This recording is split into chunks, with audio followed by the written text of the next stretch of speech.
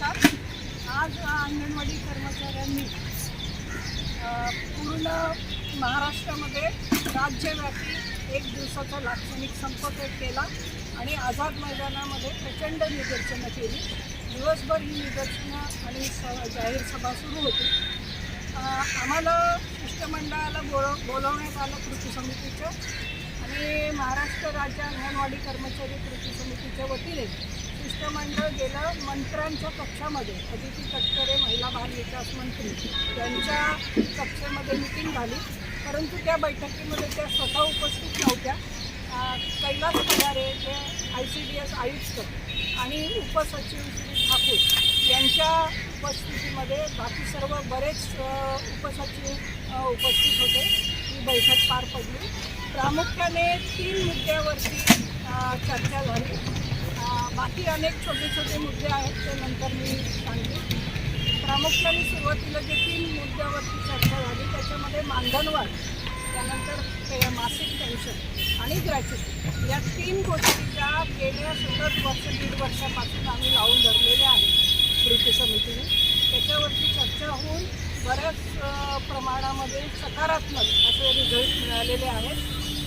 त्यांनी असं सांगितलेलं आहे, कैलास पगारे जे आयुक्त आहेत त्यांनी, की मानधनवाढीचा जो प्रस्ताव आहे त्याला डिपार्टमेंटल मंजुरी मिळालेली आहे. महिला बाल विकास खात्याची मंजुरी मिळालेली आहे आणि ते आता एका आठवड्याच्या आत वित्त खात्याकडे तो प्रस्ताव पाठवण्यात येईल आणि तो मार्गी लागेल. त्यानंतर पेन्शन या अनेक ज्या एजन्सीज असतात, वित्तीय एजन्सी, LIC, त्यानंतर SBI वगैरे, त्यांच्याकडून त्यांनी योजना मागवलेल्या होत्या.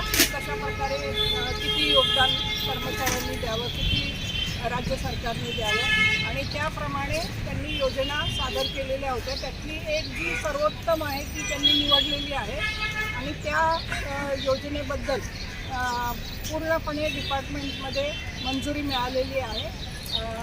वित्त खात्यात आणि मुख्यमंत्र्यांची चर्चा अर्थातच झाली असेलच, त्यांची चर्चा होऊन ती त्यांनी मंजूर केलेलं आहे आणि ते आता वित्त खात्याकडे, प्लॅनिंग डिपार्टमेंटकडे वगैरे प्रोसेसमध्ये जाईल आणि पेन्शन लवकरच महिलांना लागू होईल अशी शक्यता आहे.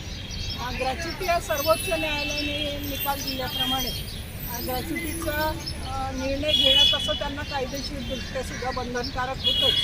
तर ते त्यांनी ग्रॅच्युटीबद्दलच्या काही तांत्रिक क्वेरीज वित्त खात्याने काढलेल्या आहेत आणि त्या तांत्रिक क्वेरीज पूर्ण झाल्यानंतर ग्रॅच्युटीचा निर्णय होईल. GR निघून त्याचा निधी वगैरे दिला जाईल अशी सर्व सकारात्मक चर्चा झाली. त्यामुळे आज आम्ही गेल्या दीड महिन्यापासून जे असहकार आंदोलन चाललेलं होतं आणि आजचं जे निदर्शनं एक दिवसाचं लाक्षणिक संप, हे सर्व जे आंदोलन आहे ते आम्ही स्थगित केलेलं आहे. उद्यापासून सर्व नियमित कामकाज सुरू होईल आणि 15 दिवसाची मुदत आम्ही शासनाला देत आहोत. 15 दिवसामध्ये त्यांनी सांगितल्याप्रमाणे, त्यांनी तर 8च दिवस म्हटलं होतं, तरी आम्ही 15 दिवसाची मुदत देतो.